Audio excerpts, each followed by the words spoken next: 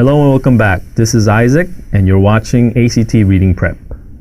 Now last time we've embarked upon the social sciences passage, and we have read one passage regarding the government of US and government workings and how public and or the electorates lack, or the government and the electorates lack communications between them, and therefore it's really difficult to sort of restore that relationship that it had long time ago, and how the government is made up of these intricate details or the very technical details of the workings, and so therefore public won't understand this, and of course public is only interested in the gossips of the government officials.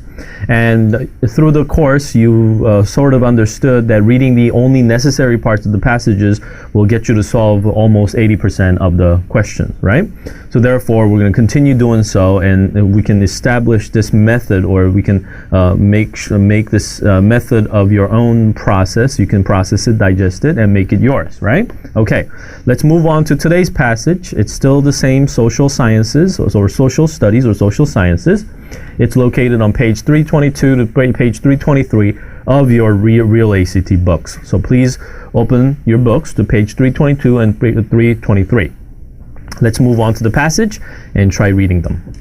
Now, before we start, the reason why we only read the necessary parts of the passages to try to understand the entire flow of the passage is because of how our short memories work. Okay, the last time I was about to mention this, but then again I pushed to this lecture just to give you an idea of why is it that we really need to read only the necessary parts before reading the entire passage. Now again, to start with, the entire passage is quite long. It's about 90 some lines long, and it will cover an entire page of your book.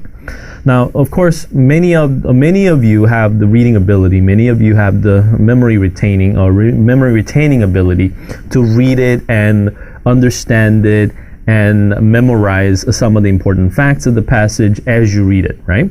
But even if you do so, you will have to go back to the passage, because some of those parts of the passages, the detail information, you will have to figure it out by reading it again. Now that is because human short memory is quite short, as the name suggests. That is because human beings have evolved in a way that that we don't have to care about our immediate surrounding environment, right? It's one of the theories. What it is that chimpanzees have a better shorter memory than we do, right? Human beings do. That's because chimpanzees will have to live within a very hostile environment, where they'll have to constantly stare at their environment to prevent themselves from being killed or being eaten by the predators, right? That's why if you look it up on YouTube, chimpanzee memory, you will find that the chimpanzees will have a much better shorter memory than you do. Chimpanzees they don't have to work on their short memory. It's just natural to them. But for human beings, we'll have to practice it. We'll have to try concentrating on certain parts of certain parts to memorize it completely. And of course we don't have to look into our surroundings, and we don't have any predators, or although we do have those people who are trying to harm us, but we don't really have to constantly look around and to try to be very safe from the predators. And so therefore we tend to have a very naturally, we tend to have a very short memory. And so therefore you have to practice this, right? You have to put in a lot of effort to memorize, or at least remember what you read. And rather than doing that, right, what we want to do is because human beings are reasoning animals, we are able to reason, we are able to connect the dots, we are able to analyze things better than animals do, and that's why we're here. Animals are there, right? So therefore, that's what I want you to do. So let's move on to our passage and see what we can do here. The social science passage, it's a passage adapted from Joseph Ellis' biography, American Sphinx, the character of Thomas Jefferson, right? 1997. All right, so I guess the passage will deal with Thomas Jefferson, and you know who Thomas Jefferson is one of our founding fathers, one of the founding fathers of the U.S., and of course U.S. Constitution, and so this is going to be about him, all right? But it says American Sphinx, so I guess you know what Sphinx is, right? It's It's the head of the man and the body of the lion, sitting, sort of slouching, just on the right. If you look at the map, it's just on the right side of the Giza pyramids, or the Great Pyramids, and it's sort of like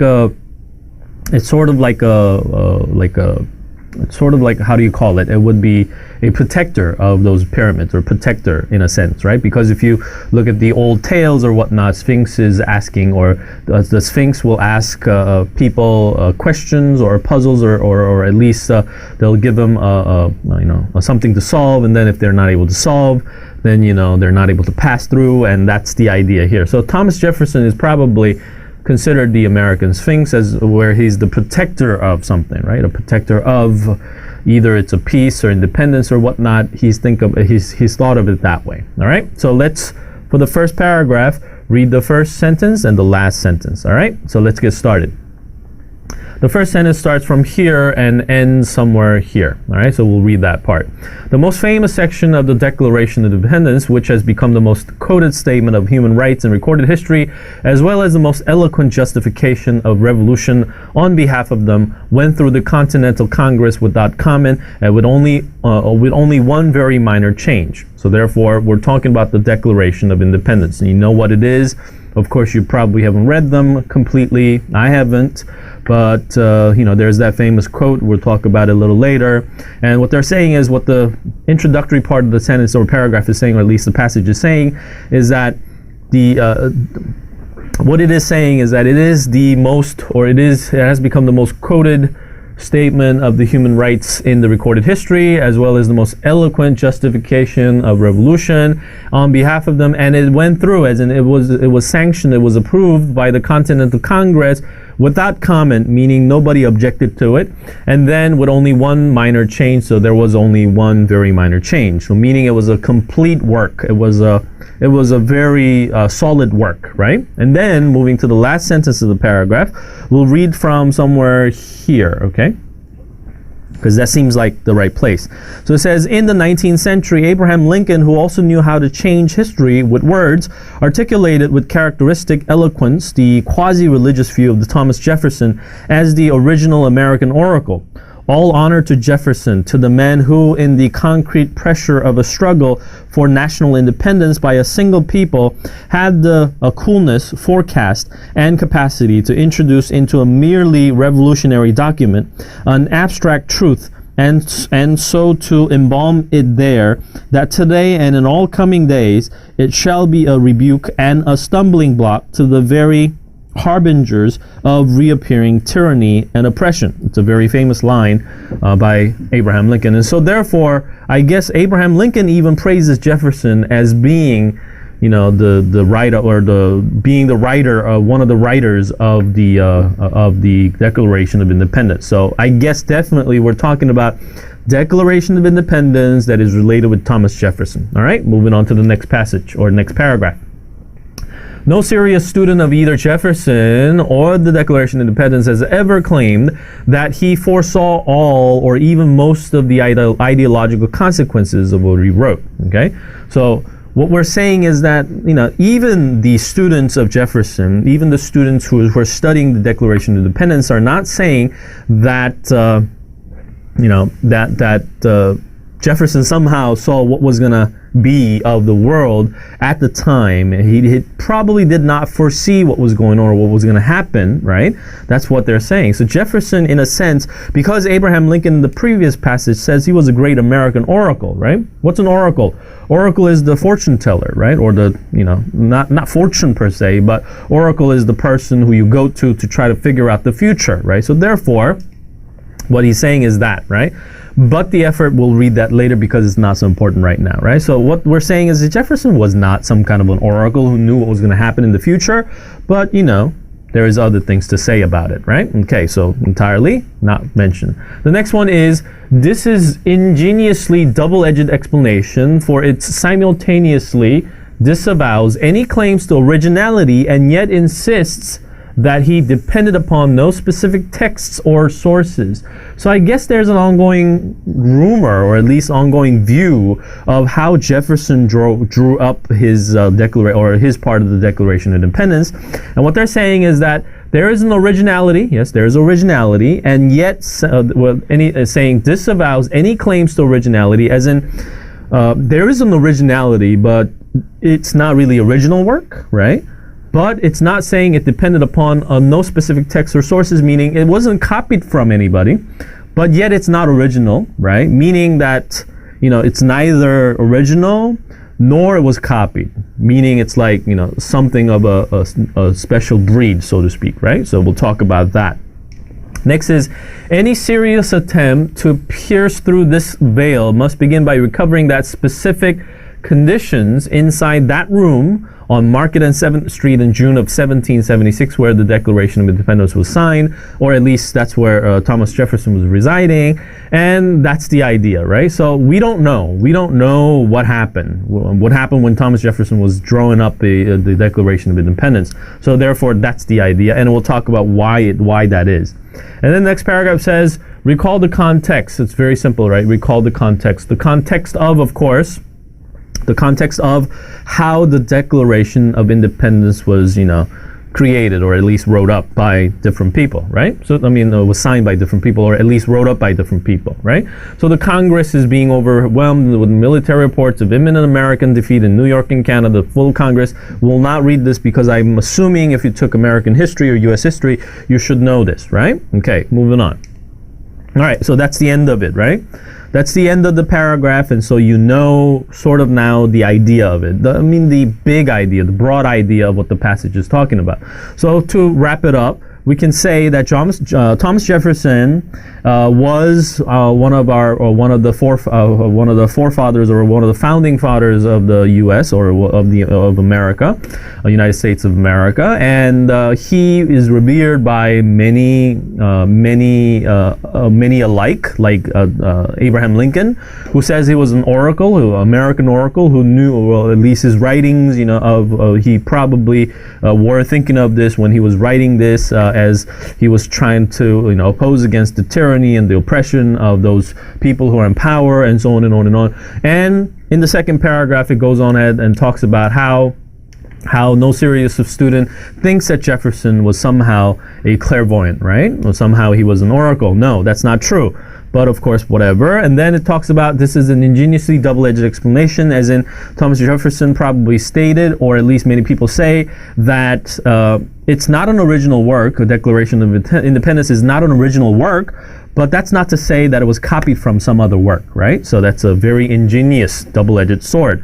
And then it says any serious attempt needs to be, if you want to really figure out this, right, figure out the backgrounds of how the Declaration of Independence was wrote up, you need to really look into the context. That's what he's saying, right? Or that's what the writer is saying. And of course, recall the context, as in how it was drawn up, right? So again, that's the entire passage, and we understand it as that, right? Okay. The details, of course, we're going to talk about it as we refer back to it when we get to those particular questions. So, of course, if you knew a lot of the backgrounds about Declaration of Independence and who Thomas Jefferson was, then this would be really a simple question for you, or a simple passage for you, right? Okay. So Thomas Jefferson, by the way, I would say that I wouldn't say he was the most incredible, person in the history, but I would say that he did try to fight against the oppression of the bankers. He was the first president to oppose the central banks.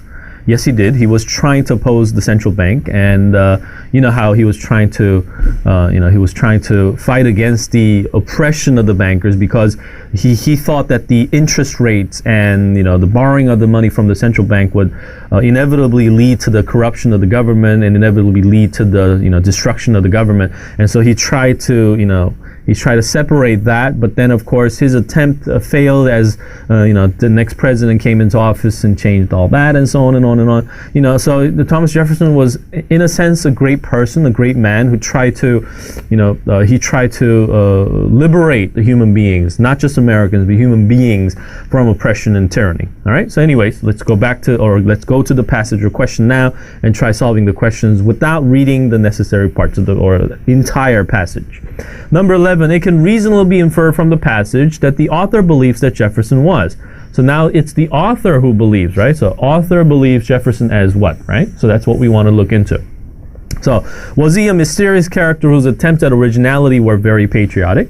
Or was he a brilliant yet practical man, neither plagiarizer nor prophet, writing under pressure? Or was it a politician who deserved more attention for his writing than he gets? Or was it an average man who has been resented as a quasi-religious leader by later generations? Now remember, many of the American presidents were not of a religious person, right? So again, this statement is quite, off. Of course, quasi-religious as well. I mean, it's very off. So anyways, that's not true. Was he a mysterious character? Not really. He was not a mysterious character. But from all we gathered from the first parts of the passage or first parts of the paragraph is that Thomas Jefferson, he was revered as a great man by people like Abraham Lincoln. People like Abraham Lincoln called him an American oracle, right? But the writer says that he probably was not, right? But he had really worked hard to write up the Declaration of Independence. He was not a plagiarizer, meaning he did not copy any texts or sources, but it wasn't original, right? But, meaning that he probably had been very practical in a sense, right? So the only answer here has to be a brilliant yet practical man, neither a plagiarizer nor prophet, oracle, writing under pressure, because you need to look into the context, right? The British were about to defeat the American forces, and there was this great pressure, right? They had to write it out in less than a week or so, right? I mean, there was that problem, and so therefore the answer has to be B, right? I mean, you can write this, or you can come up with this answer by just looking into, or by just reading the first sentences of every paragraph that you have, right? Simple as that. Let's move on to the next question and see if we can further do this. 12. Details in the passage suggest that the author's personal position on the question of Jefferson's alleged plagiarism is. Now remember, in question 11, we've already established that the author believes that he's not a plagiarizer, right? So meaning, idea of Jefferson copying from his own writing is only common sense. So that's one idea. And the other one is notion of Jefferson copying from past writing is in fact sacrilegious. That's another idea probably. H, concept of the Declaration as a cut and paste job strains credulity. Or claims that the Declaration is related in some way to cause and necessity strains common sense. Now all of these seem like an answer because, of course, writer's position on Declaration of Independence, or Jefferson's alleged plagiarism, is that it's nonsense. It's not true. Well, not nonsense, but it's not true. He's saying he's not a plagiarizer, all right? He did not copy from the sources or other sources or the text, right? Of course, it's also true that his writing of the write-up of the Declaration of Independence was not so original, right? So now we have to sort of go back to the passage and try to refer back to this, right? So where do we refer back to? Let's take a look at. Is it the first paragraph? Well, not really, because the first paragraph doesn't really talk about whether it was, plagiarism or not. But I guess this part of it could be an idea, right? I mean, this could be talking about that. But then again, it talks about how he is not an oracle per se, right? But this one definitely talks about that, because this is an ingeniously double-edged explanation, simultaneously saying that it's not original, yet no copies of any text or sources, right? So let's try to read this part. All right, let's try to read this part. Or better yet, let's read from the previous, because the sentence here, this is an ingeniously double-edged explanation. So we'll read somewhere in the later parts of it, right? So it says, we'll skim through it and we'll read from here, 35. It says, Jefferson himself was accused of plagiarism by his enemies or jealous friends on so many occasions throughout his career that he developed a standard reply. Neither aiming at originality of principle or sentiment, nor yet copied from any particular and previous writing, he explained, he drew his ideas from the harmonizing sentiments of the day, whether expressed in letters, printed essays, or in the elementary books of public right, as Aristotle, Cicero, Locke, and Sidney, and etc. So meaning that he did try to get the ideas from Aristotle, Cicero, Locke, and Sidney, right, who are the great philosophers, of course, of the time. And so that's what he's saying. So he didn't copy from it per se, but he kind of got that idea or the principles or the harmonizing sentiments of the day of these people or the writings of the Aristotle, Cicero, Locke, and Sidney, right? So therefore, that's what he's saying. And then if you move on further, right, it says the image it conjures up is that of a medium sitting alone at a writing desk and making himself into an instrument for the accumulated wisdom and harmonizing sentiments of the ages. It is only a short step from his image of Lincoln's vision of Jefferson as an oracle or prophet receiving the message from gods and sending it to us and then to the ages. Given the character of the natural rights section of the Declaration, several generations of American interpreters have felt that irresistible impulse to bathe the scene in speckled light and cloudy mist, thereby implying that efforts to dispel the veil of mystery represent some vague combination of sacrilege and treason. And so therefore, what we're saying here, right, again, what we're saying here is that Jefferson's alleged plagiarism, author thinks that it's not true.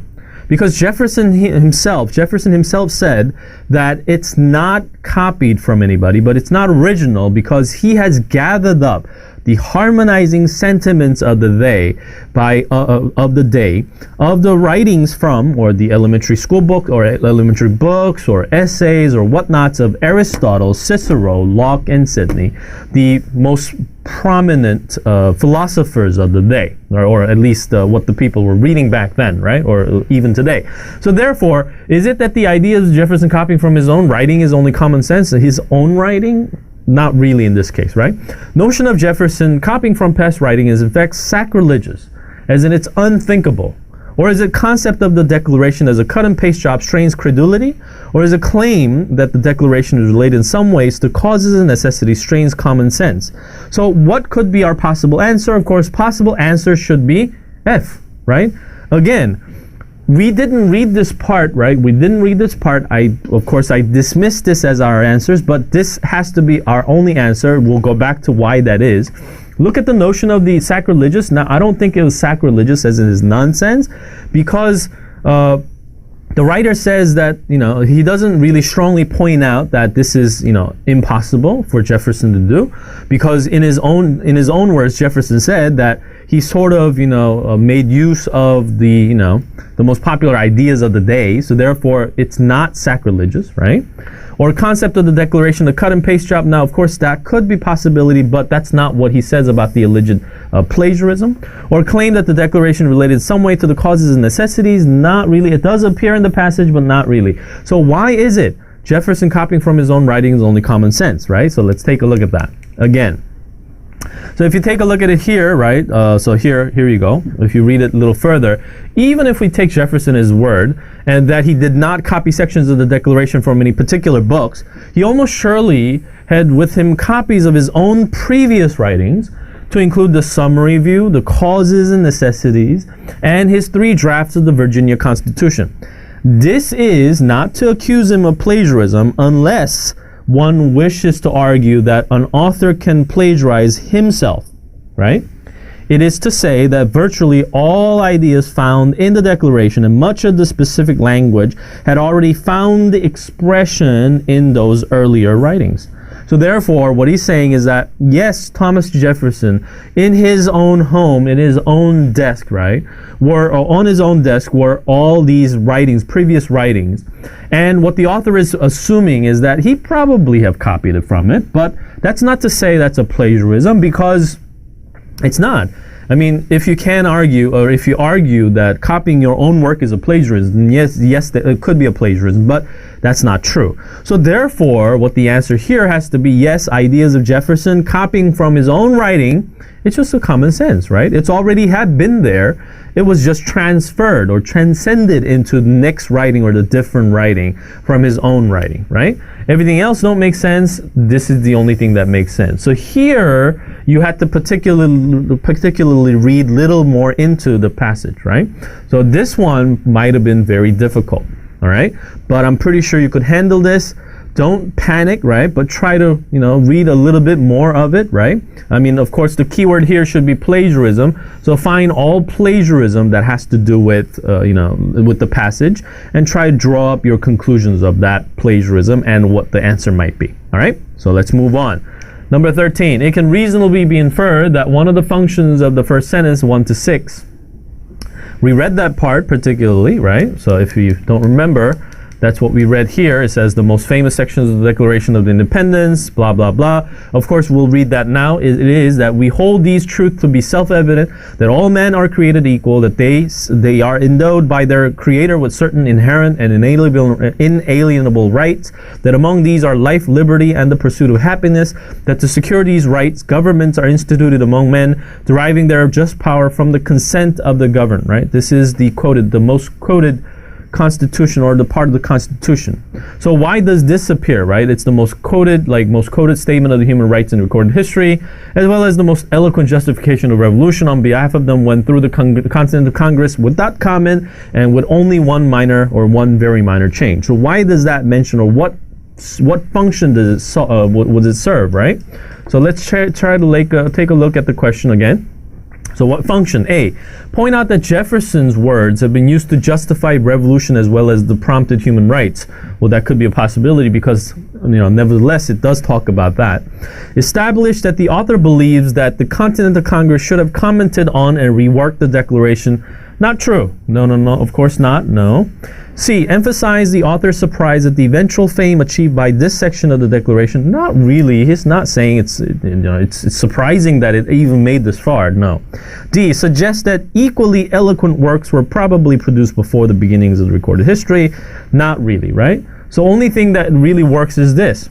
We read that part, right? Point out that the Jefferson's words have been used to justify revolution as well as prompt human rights or human rights. Of course, the answer has to be A, right? Simple as that, because that's the only part, or that's the only part of that passage, or that's the only things that we can get out from that passage, right? So the answer has to be A. Pretty simple, right? You could have solved this without looking at it because you already read this, but if you had to go back, you can go back because it will refresh your memory and it'll be easier for you to solve this question, right? Moving on to the next question. 14. Which of the following statements best summarizes Lincoln's thoughts about what Jefferson achieved when he wrote the Declaration? Lines 21 and 28. Now, it's very coincidental. We've already sort of read that part, right? 21 to 28. 21 to 28 was the last sentence of the paragraph. You see how this goes, right? The first and the last sentences somehow are very important, not just because of this passage says so or this question says so, but it is actually very important in all parts of the passage, or all types of passages, right? So please read them. Now it says, of course, he's a great oracle. He probably saw this coming, and that's why he wrote this, or he wrote about this. And that's what Abraham Lincoln does. He praises Thomas Jefferson for foreseeing these things happening, right? So therefore, if that's the idea, what is his thoughts about it, right? So even during the fight for the independence, Jefferson's cool intelligence allowed him to write statement that has been used against revolutionaries ever since. That's a possibility. Or G, even during a revolution, Jefferson was calm enough to change a merely political document into a statement that predicted the rise of the future tyrants. That's also a possibility. Even under pressure of war, Jefferson was able to write a document that not only announced the revolution, but also spoke against oppression for all time. That's also true. Or is it, even under pressure of war, Jefferson was able to write a document that both proclaimed the abstract truth and dared tyrants to continually reappear? That's not true. That's the only thing that's not true, because that's not daring tyrants to continually reappear, but it is to say it is predicting that the tyrants will appear, right? So therefore, J is definitely out of the question. So it's either F, G, or H. All of them which have even during the fights, or even during a revolution, or even during under a pressure of war. But remember, G, we call it American Revolution, but it wasn't really a revolution per se, but it was a war against, right? There was a wartime. Revolution was going on already. So maybe we want to get rid of this. Jefferson was calm enough, cool enough, right? Was able to write documents, right? Merely political document, a statement that predicted the rise of the future tyrants, not only predicting the rise of the future tyrants, right? If you remember that, it's not true. It's not only that future tyrants. So it's F or H. Which one is it, right? Most likely H, because H says, even under the pressure of the war, which is about the same, right? He was able to write, he was cool enough, he was calm enough to write it, a document that not only announced the revolution, right, as in starting of the revolution, but also spoke against the oppression for all times. All times. We're not saying only the appearance of the tyrants, but all times, right? If you read that part carefully again, let's read that part. It says, all honor to Jefferson, to the man who in the concrete pressure of a struggle here could be war, revolution, or whatnot, national independence by a single people meaning himself, had the coolness, calm, right, forecast, and capacity to introduce into a merely revolutionary document an abstract truth, and so to embalm it there, right, to seal it there, that there today and in all coming days in the future as well, it shall be a rebuke and a struggling or stumbling block to the very harbingers of reappearing tyranny and the oppression. So therefore, we have all that word, struggle, the struggle here, the pressure of the struggle, and by a single person, the forecasting capacity introduced a abstract truth, and of course the coolness of it. In coolness, he wrote all coming days of the tyranny and oppression. Right. So therefore, definitely the answer has to be, as we said already, H, which is only thing that includes all the necessary parts. Right. Again, that's the answer. None of these not really make sense. This one doesn't really make sense, but F and G lacks the ideas. If you look at it, statement that has been used against revolutionary ever since, not really, it's not being used against revolutionaries. Or even during a revolution, Jefferson was calm enough to political document a statement that predicted the rise of the future tyrants. Well, yeah, but it's not just predicting it, but it's speaking against it, right? Against tyranny and oppression. So therefore, no. So therefore, the only answer has to be H, right? Okay, moving on to the next question, 15. The main function of the second paragraph, lines 29 to 44, in relation to the passage as a whole is 2. So what is the function of the second paragraph? Now remember, we read that second paragraph, or the first sentence of that second paragraph at least, right? So it says, no serious student of either Jefferson or the Declaration of Independence has ever claimed that the foresaw all or even the most of the ideological consequences of what he wrote. So meaning that he was not an oracle. He probably did not predict the future, right? He wasn't able to predict the future. But the effort to explain what was in his head has spawned almost as many interpretations as the words themselves have generated political movements, right? But it's undoubtedly true that Thomas Jefferson's words have somehow generated political movements. That's true, right? So what is this sentence, or what is this paragraph serving as? Let's take a look at that question again. So is it redirect the passage toward the discussion of various interpretations of the Declaration? Or is it establishing the passage's claim that Jefferson receives a great deal of serious scholarly attention for many of his writings? Or is it shifting passage's focus toward an inquiry into the sources of the ideas expressed in the Declaration? Or is it emphasize the passage's point that the interpreters disagree about why the Declaration was written? So which one of these is this second paragraph serving as, or the function as, right? Is it redirecting, or establishing, or is it shifting, or is it emphasizing, right? Of course, the only answer has to be shifting. Now, I'll tell you in a bit why. If you look at A, it's redirecting the passage toward the discussion. Now, it's not redirecting, because if it's redirecting, it had to use some kind of transition that says, however. That's redirecting, right? Or talk about entirely something new. But that's not true, because it's in conjunction with the last sentence of the paragraph, first paragraph or previous paragraph.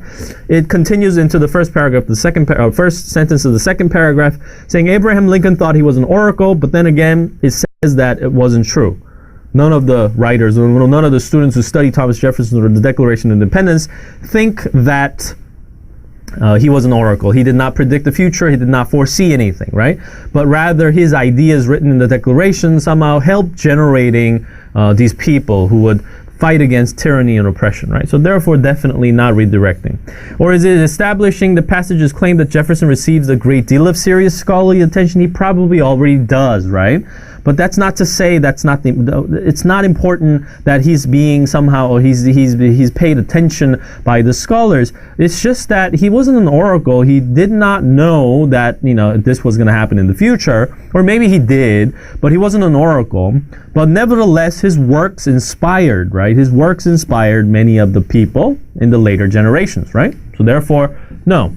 Is it emphasizing the passage's point that the interpreters disagree about why the Declaration was written? No.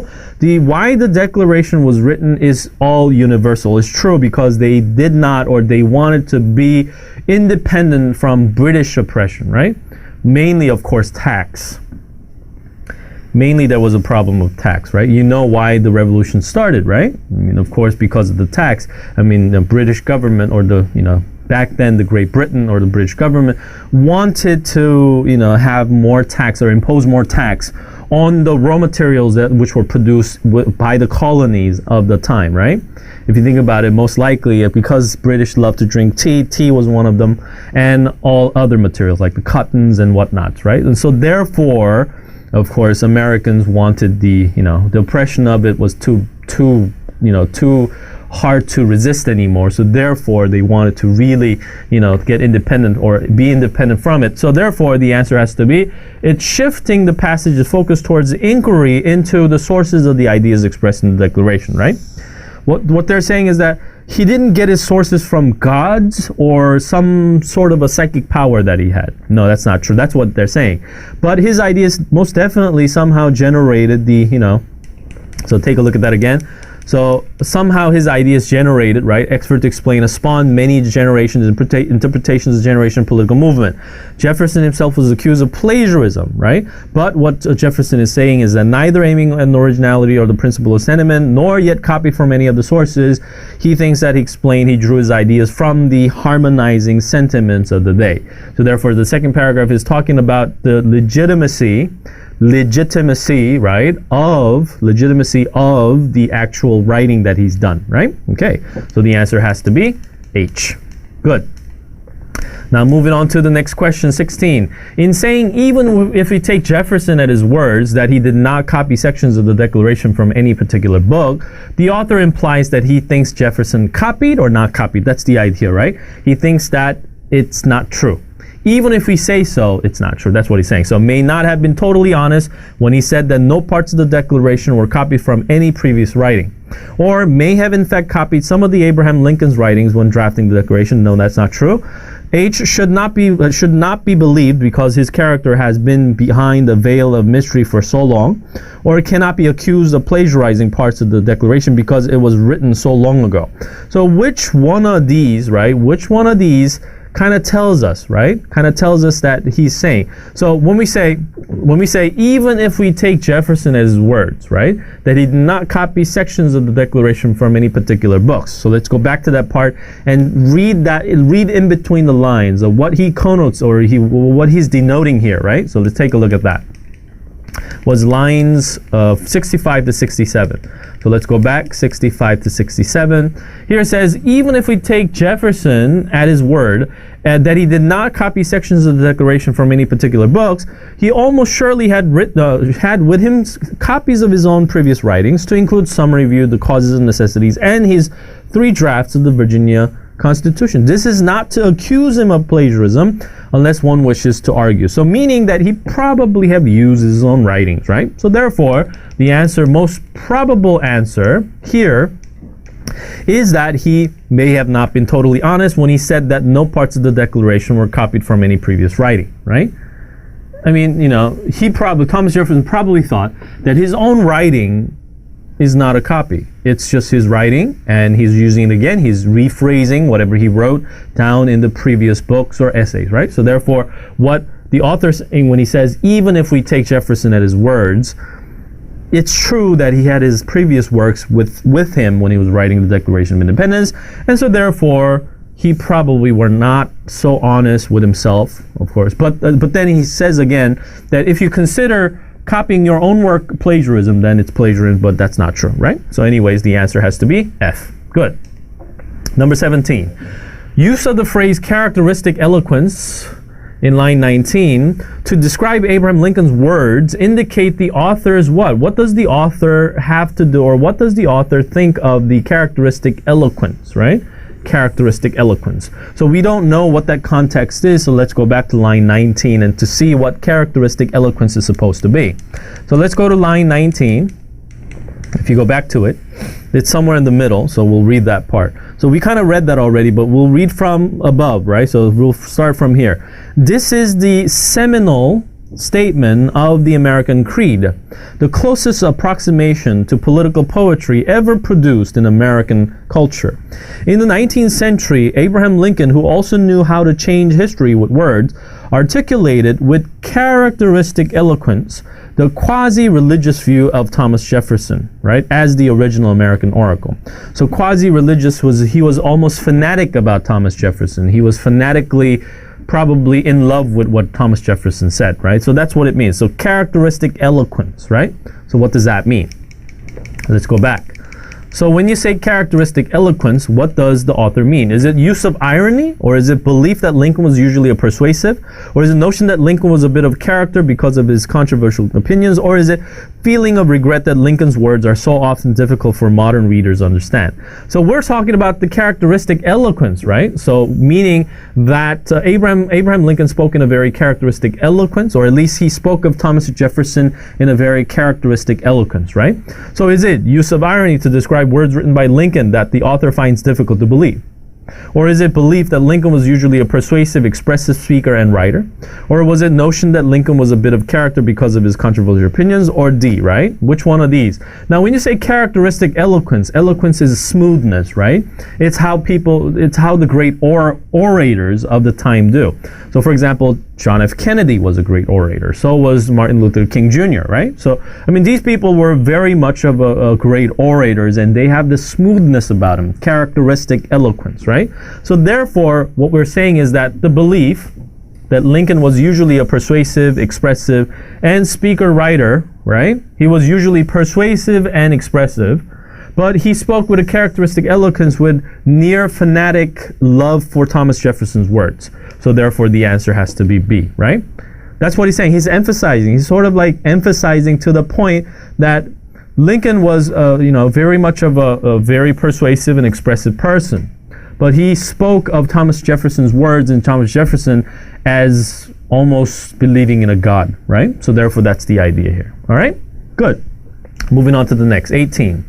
According to lines 29 and 32, students of Jefferson and of the Declaration think that Jefferson, right? We read that part already, right? We know the answer to it. Carefully contrived to write ambiguously about freedom, anticipated most of the ideological outcomes of what he wrote, never foresaw most of the ideological outcomes of what he wrote, or wrote the Declaration from memory without consulting other works. Most definitely H has to be your answer, right? Why is that? Because we read that. We read that he was not an oracle. Student of Jefferson thinks that he was not an oracle. He probably did not foresee any of the outcomes of his writing would bring, right? So therefore, the answer has to be H. Simple as that, right? Doesn't take you that long to get this question out, right? So therefore, you see how the pattern goes. If you read the first and, of course, the last of the first sentences of the later paragraphs, and the first sentence and the last sentence of the first paragraph, you already have a handful of information so that you can answer some of these questions, or most of these questions, right? Moving on to number 19. Let's see if this is true. The author thinks Jefferson's reply to accusations of plagiarism was ingeniously double-edged. We read that part as well, right? Lines 45, because Jefferson claimed, right? Because Jefferson claimed neither it was original, right? His words, in his own words, right? He was not looking for originality, but he did not copy, right? He did not copy from it. So he wrote alone while also implying that he copied from his own previous writing. Or his works was prophetic, yet he made no claim to originality. Or he was a prophet and he later influenced Lincoln to agree with that claim. Or his writing was not new, yet he maintained he had not copied from any particular text. The answer has to be definitely D, right? Why is that? Because we read that part. we've established that he did not copy, yet it was not original, so therefore this is the only answer, right? Only possible answer. You get the idea, right? I'm hoping that you're getting this right now. All right, let's move on to the next question, the last question, and see if most of the questions here we can solve with only the words that will only the handful of information that we have on our hands. 20. The author uses the description of what was happening in the country when Jefferson was writing the Declaration to suggest that Jefferson. Remember, we've already gone through this as well. When Jefferson was writing this, right, there was a context, right? Read the context, it says. There was war going on. There was a word of defeat, right, in New York and Canada. And so, it was pretty much going real bad, right? So that's what it's saying. So F, felt great urgency to get the Declaration written and didn't have much time to do so. Or was depressed by the news of American defeat and so lacked energy to draft a new document? Or is it knew the Declaration could solve the problems of the nation and finished it in a hurry? Or worried that the war was moving closer to home and felt he should take his time writing the Declaration, right? So therefore, the only answers that you can probably come up with are F and H. J doesn't make sense. Was depressed by the news? He probably wasn't depressed. He was pretty much like passionate and fired up to write this, right? So therefore, no. Worried that the war was moving closer? No, the war was already at home, right? There was already fighting going on in New York and Canada, and so therefore that's not true. So is it that he felt great urgency to get the Declaration written and didn't have much time to do so? Or was it that he knew the Declaration could solve the problems of the nation and finished it in a hurry? So let's go back to that part, right? 75 to 79, to just make sure what would be our answer, all right? So let's go back, 75 to 79. It says, recall the context. The Congress is being overwhelmed with military reports of imminent American defeat in New York and Canada. The full Congress is in session 6 days a week, and committees are meeting throughout the evenings. They're talking about the policies, the war. The obvious practical course for Jefferson to take was to rework his previous drafts on the same general theme. While it seemed almost sacrilegious to suggest that the creative process that produced the Declaration was a cut and paste job, it strains credibility and common sense to the breaking point to believe that Jefferson did not have these items at his elbow and draw liberally from them when drafting the Declaration. So why this, right? Why this idea? Why was this idea mentioned? Because it's up to here if you read that. It was busy, it was chaotic, it was, going crazy. An obvious practical course for Jefferson to take was to rework his previous draft on the same general theme. So it's to give sort of like a reason why he had to work around his own writing, right? Because it was urgent. Because everything was urgent. Everything was so, it was so urgent. It was so, things were going real bad, right? And he believed that he had to somehow, right? It seemed almost sacrilegious to suggest the creative process that produced the Declaration was a cut and paste job, right? It's sacrilegious. It's nonsense to say that.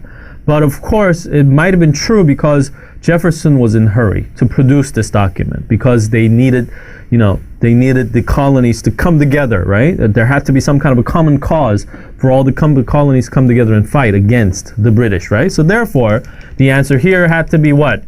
So which one is it? If you look at it carefully, was it felt great urgency to get the Declaration, or knew that the Declaration could solve the problems? Of course, he felt the great urgency. Not he knew it could solve the problems, but Declaration, it had to be written fast, right? And he did not have much time to do so because there was an imminent word, right, that they were losing wars or battles in New York and Canada, right? So again, this was to confirm our answer, either F or H, right?